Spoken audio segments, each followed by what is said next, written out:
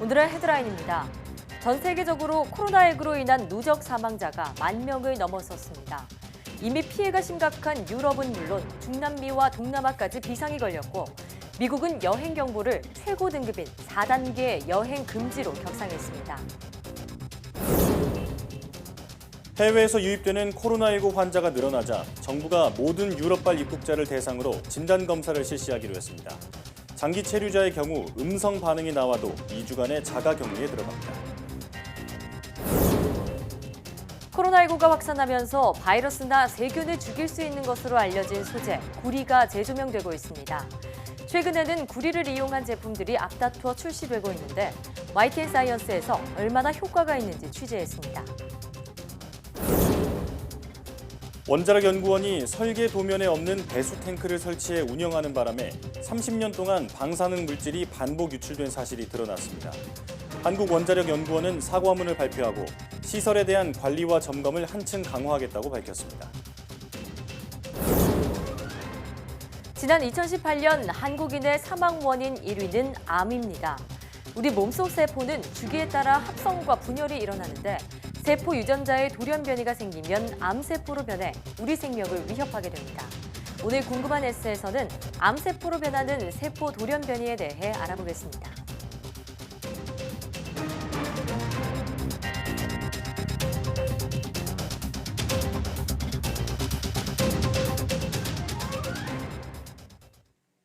여러분 안녕하십니까? 사이언스 투데이입니다. 전 세계적으로 코로나19로 인한 누적 사망자가 10,000명을 넘어섰습니다. 특히 이미 피해가 심각한 유럽과 미국을 넘어 중남미와 동남아까지 비상이 걸렸습니다. 조수연 기자입니다. 전 세계에서 코로나19로 인한 사망자가 10,000명을 넘어섰습니다. 지난해 12월 중국 우한에서 발병한 지 3개월 만입니다. 월드오미터 집계에 따르면 하루 사이 1,000명 넘게 숨지면서 이같이 증가했습니다. 하루 5천여 명의 확진자가 발생한 이탈리아에서는 420여 명이 추가로 숨졌습니다. 스페인에서는 190여 명, 이란 140여 명, 프랑스에서 100여 명의 신규 사망자가 나왔습니다. 현재까지 누적 사망자가 가장 많은 국가는 이탈리아 3,400여 명, 중국 3,200여 명, 이란 1,200여 명, 스페인 800여 명 순입니다. 미국도 감염자가 14,000여 명으로 증가하고 사망자는 200명을 넘어선 상황입니다. 이런 가운데 중남미와 동남아까지 코로나19가 번지면서 비상이 걸렸습니다.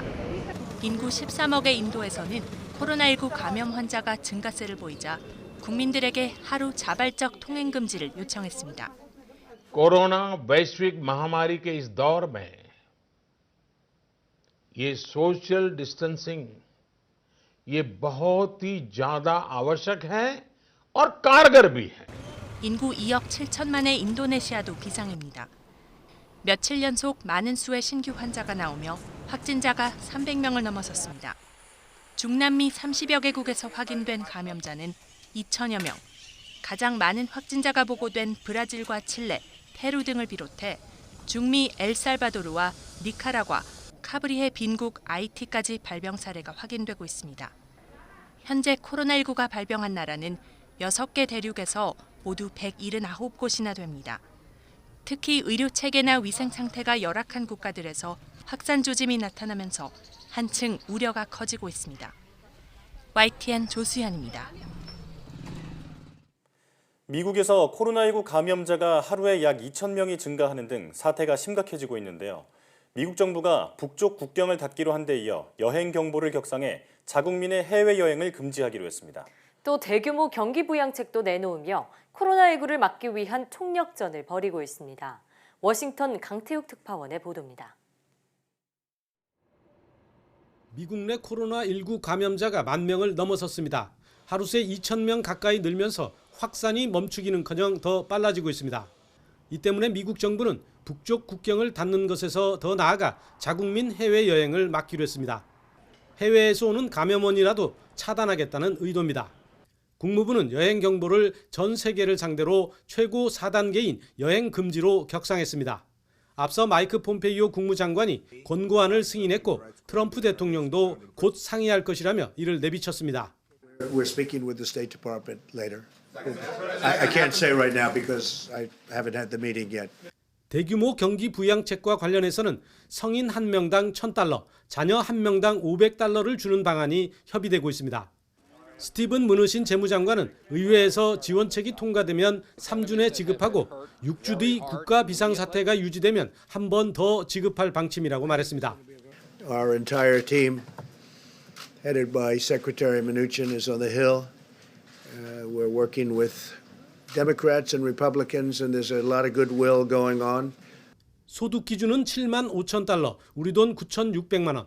부부 기준으로는 $150,000, 우리 돈 1억 9천만 원이 상원에서 검토되고 있는 것으로 전해졌습니다. 워싱턴에서 YTN 강태욱입니다. 오는 22일부터 모든 유럽발 입국자에 대해 입국 후 진단검사가 시행됩니다. 특히 장기 체류 목적으로 온 입국자는 14일간 자가격리나 시설격리 조치됩니다. 정부는 최근 유럽 전역에서 코로나19 확진자와 사망자가 급증하고 최근 국내 공항 검역에서 유럽발 입국자를 중심으로 유증상자와 확진자가 늘어 이같이 조치한다고 밝혔습니다. 이에 따라 오는 22일부터 모든 유럽발 입국자는 공항 검역 과정에서 건강상태 질문서를 제출하고 1:1 발열 검사를 받게 됩니다. 검사 결과가 양성이면 중증도에 따라 병원이나 생활치료센터로 다시 옮겨져 치료에 들어갑니다. 음성인 경우 장기 체류 입국 외국인이나 내국인은 14일간 국내 거주지에서 자가격리에 들어가고 거주지가 없을 땐 시설에서 14일간 격리 생활을 하게 됩니다. 코로나19 여파로 국내 외환 시장이 요동치는 가운데 한국은행이 미국 연방준비제도와 $600억 규모의 통화 스와프 계약을 전격 체결했습니다. 이번 조치로 우리나라 외환 시장이 안정을 찾을 수 있을지 주목됩니다. 보도에 김태민 기자입니다. 한국은행이 미국 연방준비제도 이사회와 양자 간 통화 스와프 계약을 체결했습니다. 통화 스와프 계약이란 서로 다른 통화를 미리 정한 환율에 따라 교환하는 외환 거래를 뜻합니다. 이에 따라 우리 통화당국은 오는 9월까지 6개월 동안 $600억 규모의 미 달러를 원화와 바꿀 수 있게 됩니다. 이번 계약은 최근 급격히 악화하는 글로벌 달러 자금 시장의 경색을 해소하기 위해 이뤄졌습니다. 한국은행은 통화 스와프 계약으로 조달한 미국 달러화를 곧바로 공급할 계획이라며 이번 조치로 최근 급격히 환율이 오른 외환 시장에도 도움이 될 것이라고 설명했습니다. 이에 따라 연일 요동치는 외환 시장도 어느 정도 진정될 거란 기대가 높아지고 있습니다.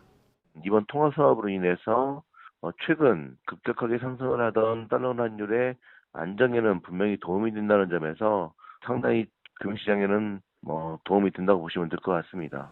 한미 두 나라의 통화 스와프 계약은 지난 2008년 10월 글로벌 금융위기 당시 체결한 $300억 계약 이후 이번이 두 번째입니다. 당시 스와프 계약은 1년 넘게 연장되면서 달러 유동성에 대한 불안 심리를 완화시켰던 만큼 이번에도 같은 효과가 나타날지 주목됩니다. YTN 김태민입니다. 한미 통화 스와프 계약 체결로 국내 증시의 급등세가 이어지면서 장중 한때 코스피와 코스닥 시장에 나란히 매수 사이드카가 발동됐습니다. 한국거래소는 20일 오전 11시 22분 코스피 200 선물 가격이 전거래일 종가보다 5% 이상 상승한 후 1분 동안 지속하면서 매수 사이드카를 발동했다고 밝혔습니다. 이어 오후 1시 15분엔 코스닥 시장에 대해서도 매수 사이드카를 발동했습니다. 매수 사이드카를 발동하면 프로그램 매매 매수 호가가 5분 동안 효력이 정지됩니다. 유가 증권 시장에서 매수 사이드카가 발동된 건 지난 2011년 12월 1일 이후 처음이고 코스닥 시장에서 발동된 건 지난 2018년 2월 8일 이후 처음입니다. 주식이나 부동산 가격이 폭락할 때 상대적으로 안전자산인 금을 찾는 사람들이 늘어나는데요. 하지만 최근 코로나 불안 국면에서는 금 대신 더 확실하게 믿을 수 있는 달러를 찾는 사람들이 많아지면서 금값이 오히려 떨어지고 있습니다. 박병한 기자가 보도합니다. 서울 시내 중심가의 금 거래소입니다. 노년층이 자녀 상속용으로 즐겨 찾는 골드바 등이 주로 판매되고 있습니다. 코로나19 사태로 주식시장이 폭락세를 보이면서 금을 사거나 팔려는 사람들의 문의가 잇따르고 있습니다. 이달 초까지만 해도 금값이 상승세를 보였지만 지난 10일부터 이례적으로 금값이 하락세로 돌아섰습니다. 원래 주식이나 부동산 가격이 하락하면 금값은 오르기 마련인데 코로나19 사태로 인한 불안 심리로 오직 달러를 잡아야 한다는 욕구가 높아져 금값도 하락세를 보인 것입니다. 금 국제가가 원수당 1,700달러를 초과하더니 계속 하강 국면입니다. 환율이 현재 급등하는 영향으로 우리나라 그람당 금 기준가는 6만 원대 초반을 유지하고 있습니다. 글로벌 금융 위기 때인 2008년 12월 온수당 711달러까지 추락했던 금값은 2011년 1,900달러에 이를 만큼 폭넓은 등락을 보여왔습니다. 전문가들은 일단 심리적 패닉 상태가 지나가면 금 선호도가 살아날 것이라는 가능성에 무게를 두고 있습니다. 자산시장이라든가 금융시장 쪽에서의 방향성이 좀 컨센서스가 이루어지고 그리고 어느 정도 좀 안정화가 되면 금에 대한 안전자산의 수요는 다시 회복될 걸로 그렇게 생각이 됩니다. 하지만 코로나19 사태가 얼마나 길게 어떤 양상으로 전개될지 아직 미지수여서 금값의 향방도 예견이 쉽지는 않을 것으로 보입니다. YTN 박병환입니다.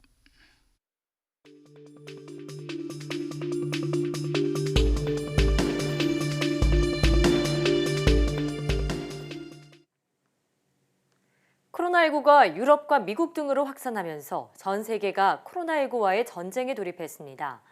이제 국내에선 이 지역들을 중심으로 해외 유입을 차단하는 것이 무엇보다 중요해지고 있는데요. 코로나19 브리핑 고려대학교 약학대학 김정기 교수와 함께 자세한 이야기 나눠보겠습니다. 교수님 나와 계시죠? 네, 안녕하세요. 19일부터 우리나라가 모든 해외 입국자에게 특별 입국 절차를 적용하고 있습니다. 입국 첫날부터 유증상자가 많이 몰린 것으로 전해지고 있는데 현장에선 어떤 방식으로 방역이 이루어져야 할까요? 실제로 이제 유증상자와 그렇지 않은 입국자가 같은 경로를 통해서 입국을 하게 되면 그 과정에서 교차 감염이 일어날 수가 있거든요. 예. 그래서 이런 교차 감염을 막기 위해서는 유증상자하고 증상이 없는 사람을 별도의 경로를 통해서 입국 심사를 거쳐야 될 것 같고요. 그리고 여기에 더불어서 이제 확진자가 많이 나오는 그러한 지역에서 입국하시는 분들과 아닌 사람들도 또 별도로 관리를 해가지고 경로를 달리해야지 교차 감염을 막을 수 있지 않나 이렇게 생각을 하고 있습니다. 네, 유증상자는 별도 경로 등을 통해서 입국 절차에 좀 차이를 둬야 한다 말씀해 주셨는데요. 자, 그런데 코로나19는 잠복기나 또는 무증상 전파 가능성도 있는 만큼 검역 과정에서 걸러지지 않은 그런 무증상 감염자가 지역사회 전파를 일으킬 위험도 있습니다. 자, 이 때문에 정부가 모든 입국자의 자가격리를 의무화하는 방안도 추가 검토 중인데요. 교수님께서는 어떤 대책이 더 필요하다고 보시는지요? 지금 우리 보건당국에서 모든 입국자에 대한 자가격리 의무화를 검토하는 것은 바람직한 방향입니다. 이제 잘 아시는 것처럼 무증상이나 경미한 증상을 보이는 감염자가 상당히 많다라고 추정이 되고 더불어서 전파력도 상당하다라는 논문 결과가 보고되고 있거든요. 네. 그래서 당분간 한시적으로 모든 입국자에 대해서 자가격리 조치를 반드시 적어도 2주, 가능하다면 3주 정도는 필요하다고 생각을 하고 더불어서 이 자가격리 대상자들에 대해서 지속적으로 계속 모니터링을 하면서 추가적인 확진자가 나오는지에 대한 그런 것들을 관리를 해야 된다고 생각을 하고 있습니다. 자, 국내 상황 조금 더 자세히 살펴보겠습니다. 병원마다 산발적 감염이 계속되고 있는 추세인데요. 대구 한사랑 요양병원 외에도 파티마 병원, 가톨릭대 병원 같은 종합병원에서도 확진자가 나왔습니다. 병원에서의 소규모 감염에 대해서는 어떻게 대처해야 할까요? 지금 앞서 말씀드린 것처럼 코로나19 바이러스 자체가 이제 무증상 또는 경미한 증상을 일으키는 그런 특성을 갖고 있다 보니까 이 소규모 감염, 특히 병원 내에서 이렇게 완벽한 소규모 감염을 차단하는 것은 상당히 어렵습니다. 어떻게 보면 불가능하다고 보는 게 더 맞고요. 다만 최소한으로 이런 소규모 감염을 발생을 줄이려면 경미하거나 아니면 기타 다른 호흡기 증상 아니면 건강 이상 증상이 있는 그런 경험 관계자, 의료진의 경우에는 출근을 완전히 배제하는 게 맞다라고 보고요. 그리고 입원한 환자들에 대해서도 계속 물론 이제 호흡기 증상 때문에 입원하지 않은 일반 환자에 대해서도 계속 모니터링을 강화해야 될 필요는 있다고 생각을 합니다. 또 통계를 보면 국내 코로나19 확진자 가운데 20대가 가장 많은 것으로 나타났습니다. 다른 연령대보다 2~3배나 많다고 하는데 아무래도 좀 젊은 층이라서 갇혀있기 싫어하고 또 사회활동이 활발한 탓일까요? 말씀하신 것처럼 젊은 층이다 보니까 이제 사회활동이 활발하고 그 과정에서 접촉의 횟수가 많아지거든요. 이 과정은 다른 사람들보다는 감염원으로부터 노출될 수 있는 기회가 더 많다는 얘기입니다. 그래서 이러한 부분도 작용을 했을 것 같고 실제로 현재 나와 있는 통계에는 뭐 정확한 정보가 아직 제공은 안 됐습니다만 아마 과거에 대규모든 소규모든 집단 감염이 일어났던 그 확진자들 중에서 그러니까 대표적으로 뭐 대구 신천지 교회라든가 이런데 그 환자들의 연령수가 20대가 많았던 것 같습니다. 그러니까 그 조직 내의 연령대가 20대가 다수였고요. 그 과정에서 확진자가 나오다 보니까 통계적으로 20대가 수가 많지 않나 이렇게 생각을 하고 있습니다. 그렇군요. 자, 활발한 사회 활동 때문에 그 감염의 경로에도 상당히 열려 있는 연령층이라고 말씀을 해주셨고요. 자, 세계보건기구 WHO의 발표도 그렇고 젊은 층도 코로나19 감염에 대해 안심할 수 없다는 불안감이 확산하고 있습니다. 그래서 사회적 거리 두기와 같은 실천 사항을 위한 실효성 있는 조치도 필요하다는 지적이 있는데 어떻게 보시나요? 네, 지금 뭐 코로나19 같은 경우에 백신도 아직 없고 특이적인 치료제도 없다 보니까 유일하게 할 수 있는 방법이 그러니까 방역이거든요. 그 중에 대표적인 조치가 사회적 거리 두기고요. 이거는 비단 어떤 특정 연령층에만 적용되는 게 아니라 어린아이부터 노년층까지 다 해당되는 사항입니다. 그래서 이 사회적 거리 두기는 모든 연령층에 해당이 되고 그리고 적극 동참을 해야지만 현재 코로나19를 어느 정도 안정화시킬 수 있지 않을까 이렇게 생각을 하고 있습니다. 예. 자, 그래서 최근에는 이런 다중 이용 시설에서 집단 감염이 일어나고 있기 때문에 이런 부분을 행정명령을 통해서 문을 닫게 하는 등의 조치가 이루어지고 있는데 이 부분이 확대되는 것에 대해서는 어떻게 생각하시나요? 당분간 아직까지도 우리나라에서 뭐 최근에 이제 두 자릿수 때로 줄어들었다가 다시 또 100명을 넘어서기도 하고 계속 아직까지는 꽤 많은 숫자의 확진자가 하루에 나오고 있거든요.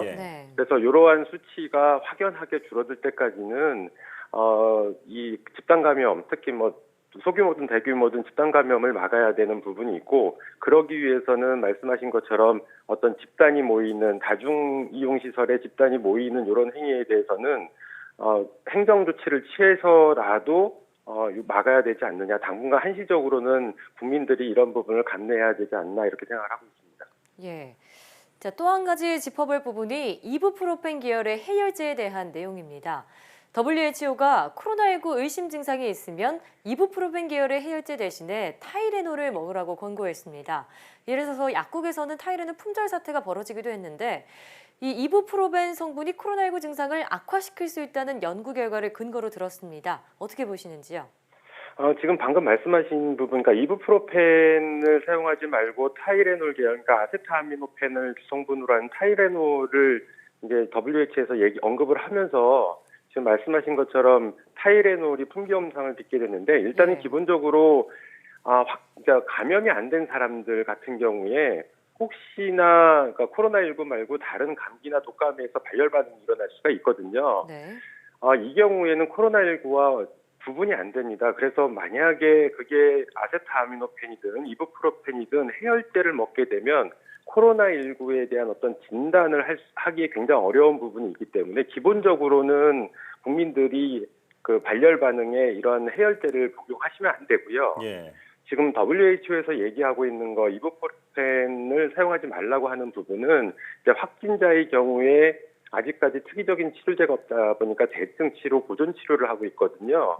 그거에 대한 해열제로 이부프로펜 대신 그 타이레놀과 같은 아세트아미노펜을 복용을 해라라고 권장을 하고 있는 겁니다. 그래서 이런 원리 같은 경우에는 최근에 란셋이라는 저널에 실린 논문 때문에 그런데 고혈압이나 심혈관계 질환을 가진 환자한테 그 안지오텐신 전환 효소 저해제라든가 아니면 이부프로펜과 같은 비스테로이드계 항염증제를 복용을 했을 때 ACE2라는 그 분자가 발현이 증가된다라고 그럽니다. 근데 이 ACE2가 코로나19 바이러스가 세포에 감염할 때 결합하는 그런 수용체거든요. 그래서 이게 더 발현이 증가되면 체내에서 감염 양상을 더 높일 수 있다. 이런 연구 결과 때문에 그런데 어쨌든 결론적으로 말씀드리면 감염이 안 되신 국민들은 해열제를 복용하시면 안 되고요.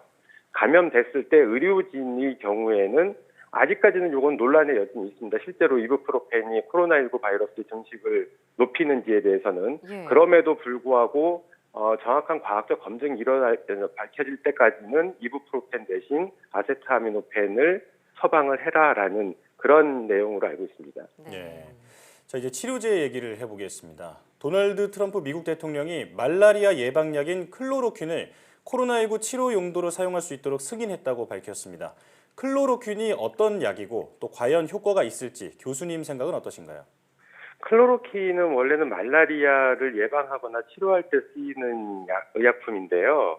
요게 일부 연구진에 의해서 임상 사례로 과거에 이제 중국 같은 데서 많이 환자가 났을 때 요 클로로킨, 그러니까 말라리아 치료제를 시험적으로 사용을 해본 바가 있습니다. 그래서 그게 일부의 환자들한테 대해서 효능이 있었다라고 알려지면서 지금 미국 쪽에서 클로로킨 사용을 에 대해서 언급을 하고 있는 건데 원래 클로로킨이 말라리아 치료제임에도 불구하고 일부 바이러스에 대해서 항바이러스 효능이 있다라고 논문 결과는 있습니다. 그래서 대표적인 기전 같은 경우에는 그 RNA 중합 효소를 억제한다든가 아니면 바이러스가 세포랑 결합을 할 때 서로 융합을 하게 되는데 그런 부분을 차단을 한다라고 알려져 있기는 한데 요게 코로나19에 대해서 임상적으로 일부 사례에서 효능은 있었습니다만 확실하게 효능이 있는지에 대해서는 추후 검증이 필요할 걸로 생각을 하고 있습니다. 예. 자, 이처럼 세계 각국의 의료진이 코로나19의 백신과 치료제 개발에 힘을 쏟고 있는 상황인데요. 국민들이 할 수 있는 최선의 역할은 생활 방역을 더욱더 철저히 하는 것이라는 생각이 듭니다. 자, 그로대 약학대학 김종기 교수와 함께했습니다. 교수님 오늘 말씀 고맙습니다. 감사합니다.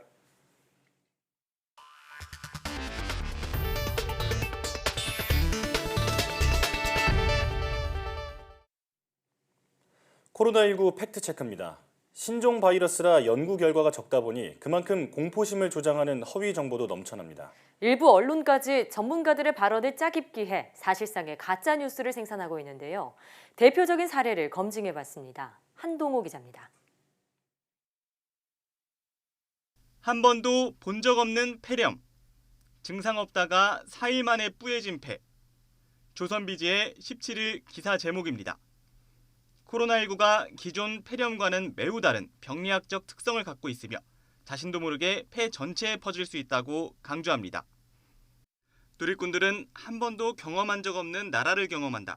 이렇게 심한 바이러스를 다른 언론은 가볍게 보도한다며 정부와 언론을 비난했습니다. 기사에 주로 등장한 서울 아산병원 도경현 교수. 하지만 병원이나 도 교수는 취재 요청조차 받은 적이 없습니다. 아산병원에 취재를 한 적은 없는 거네요?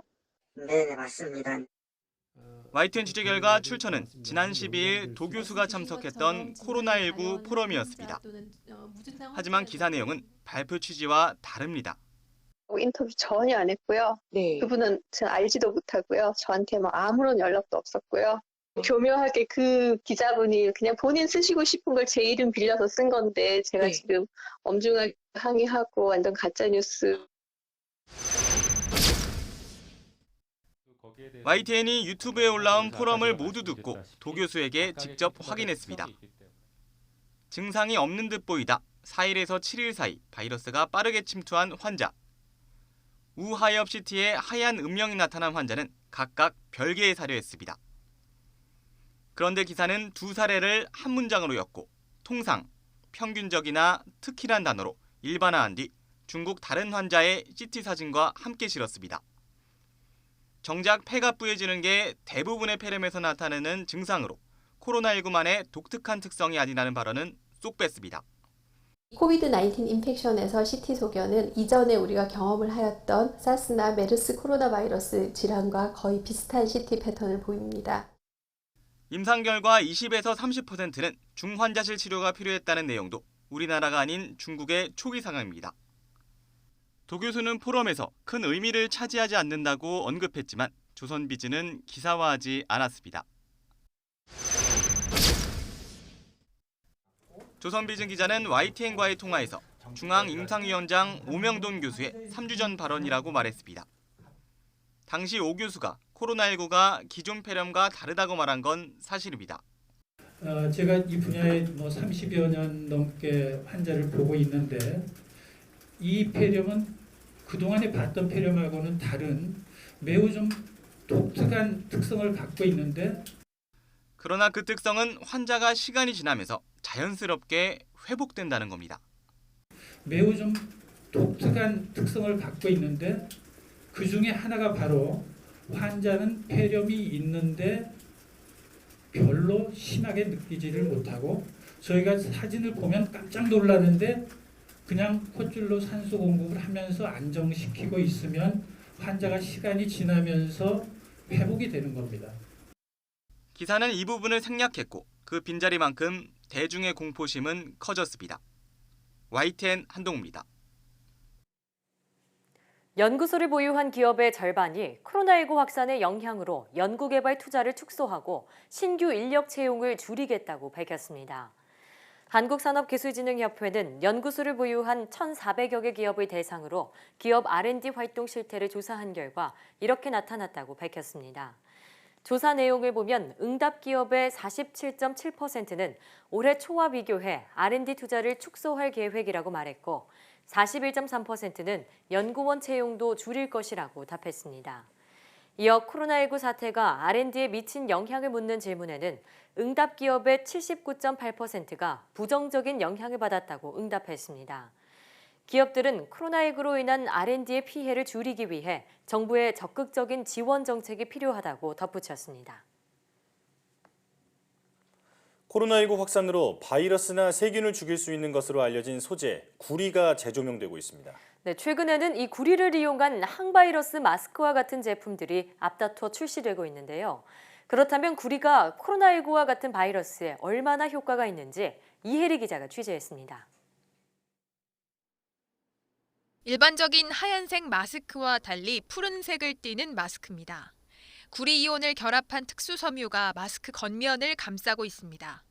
구리가 지닌 항바이러스 기능을 활용한 제품인데 실험 결과 1분 만에 99.8%, 10분 이후에는 바이러스가 거의 100% 검출되지 않았다는 게 업체의 설명입니다.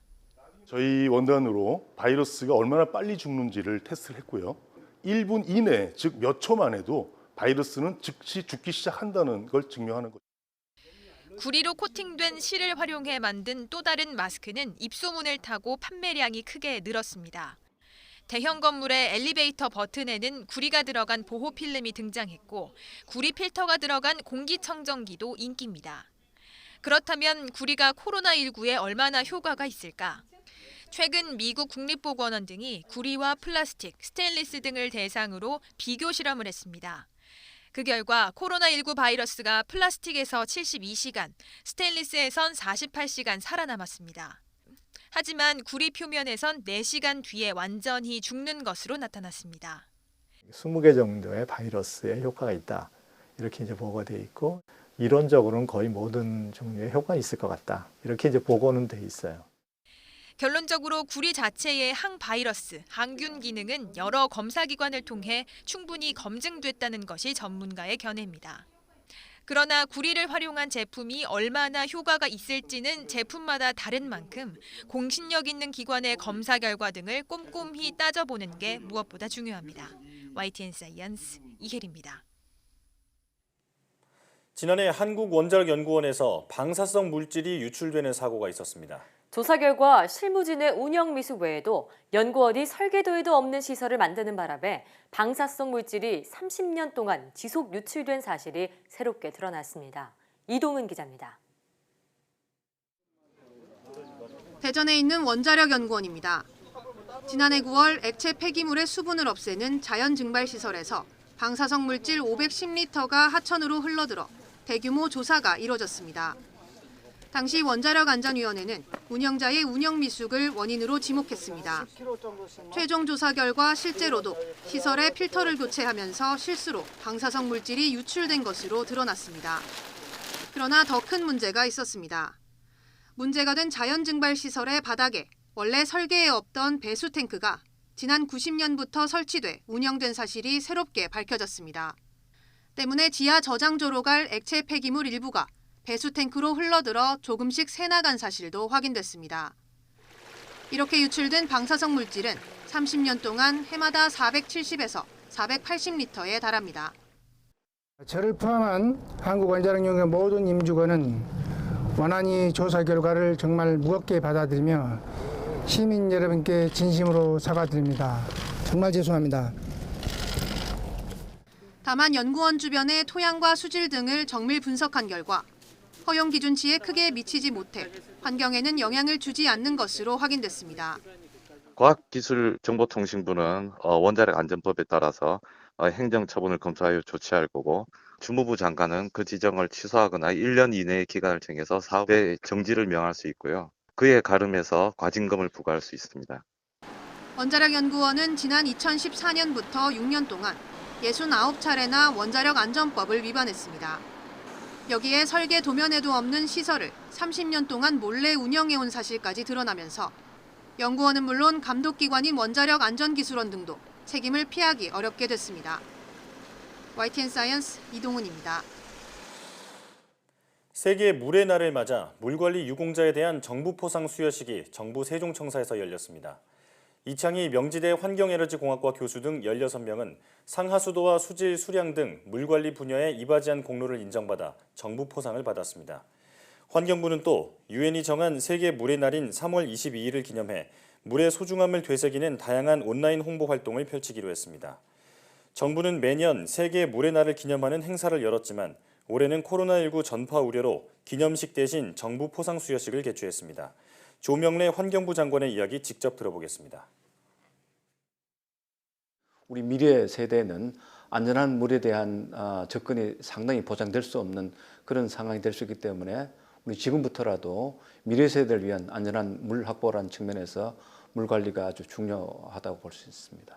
우리 정부는 깨끗하고 안전한 물의 어떤 공급을 차질 없이 할 수 있는 그런 정책의 어떤 그런 강구가 필요하고요. 물을 깨끗하게 쓰고 또 전략하고 또 물 환경을 보존하는 이런 실천이 필요할 것 같습니다.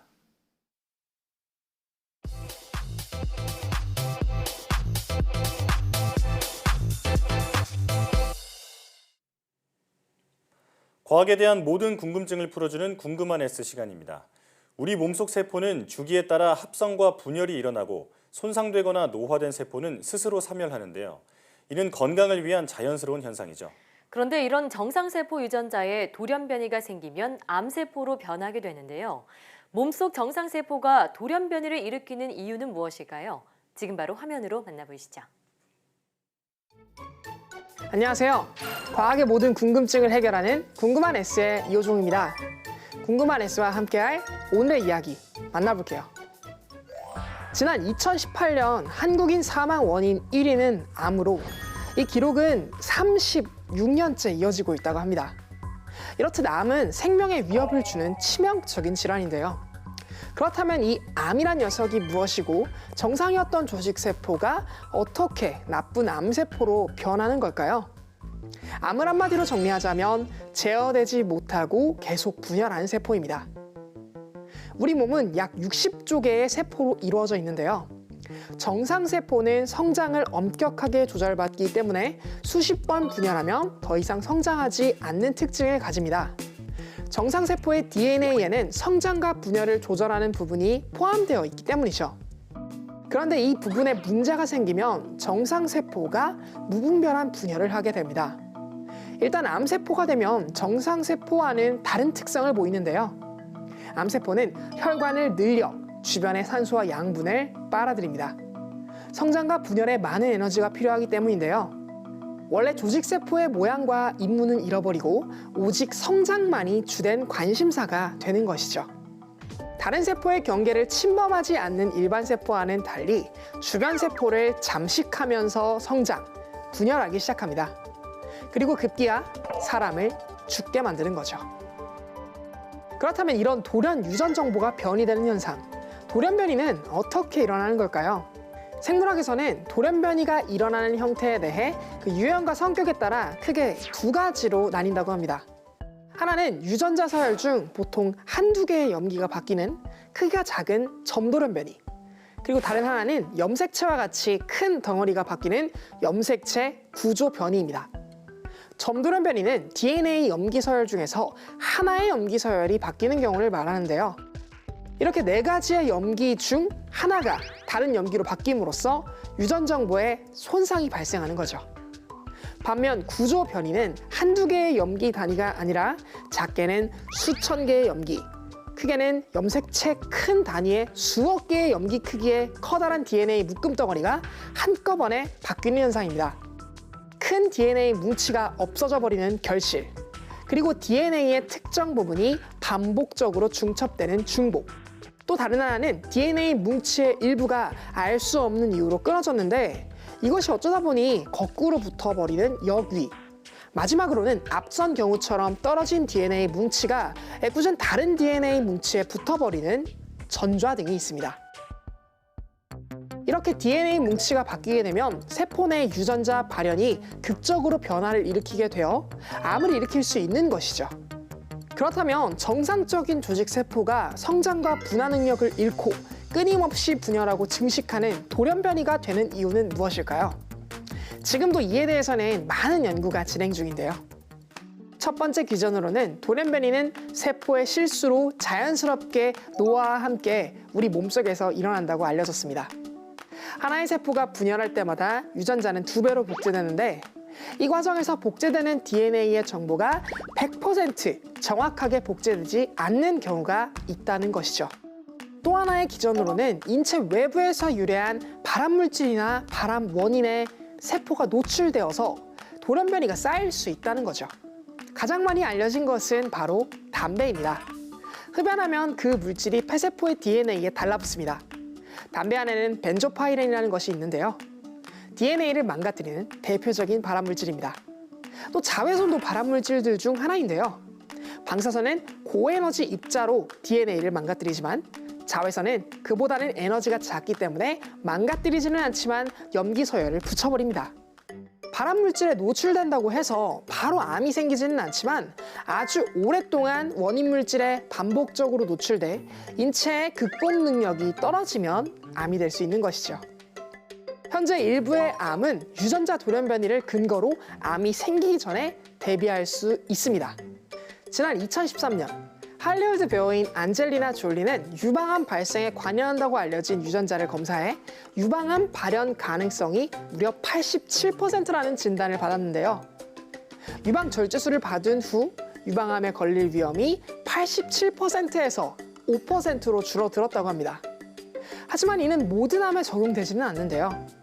그런데 최근 전 세계 1,300명의 과학자가 10년의 연구 끝에 거의 모든 종류의 암세포에 대한 유전자 지도를 완성했다고 합니다. 암의 종류에 따라 발생 여부를 최대 35년 미리 예측할 수 있고 암 종류별 맞춤형 치료가 가능해질 것으로 보여 암 정복을 위한 새로운 이정표가 될 것으로 보고 있는데요. 영국 웰컴생어 연구소의 피터 캠벨 박사는 이번 결과는 환자 맞춤형 암 치료로 이어질 수 있다고 이야기하며 암 환자의 세포에서 암 유발 돌연변이를 찾아낸다면 그 부분만 차단하는 치료가 가능하다고 전했습니다. 이렇게 되면 암 발병을 미리 진단해 약 등으로도 예방할 수도 있다고 하네요. 오늘은 인류의 삶을 위협하는 암에 대해서 알아봤는데요. 매년 암으로 사망하는 사람은 800만 명 정도라고 합니다. 전문가들은 향후 수십 년간 암 발생률이 50% 이상으로 증가할 것으로 보고 있는데요. 하지만 꾸준한 연구를 지속한다면 미래에는 암을 예방할 수도 있지 않을까 싶네요. 그럼 궁금한 S는 여기서 이만 인사드릴게요. 과학에 대한 궁금증이 있다면 언제든 유튜브에 사이언스 투데이를 검색해주세요. 이상 궁금한 S였습니다.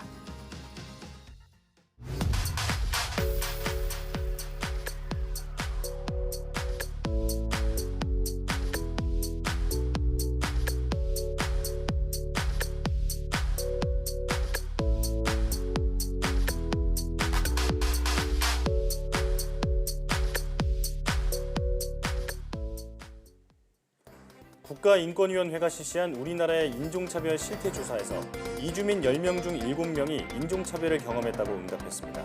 욕이나 반말 같은 언어 비하는 물론 갑자기 히잡을 벗기는 등의 폭력에도 노출된 것으로 나타났는데요. 코로나19로 인해 우리 국민이 해외에서 인종차별을 당했다는 이야기도 들리는데요. 이주민의 눈에 비친 우리 사회는 어떤 곳인지 되돌아볼 때입니다. 사이언스 투데이 오늘 저희가 준비한 소식은 여기까지입니다. 함께해 주신 여러분 고맙습니다.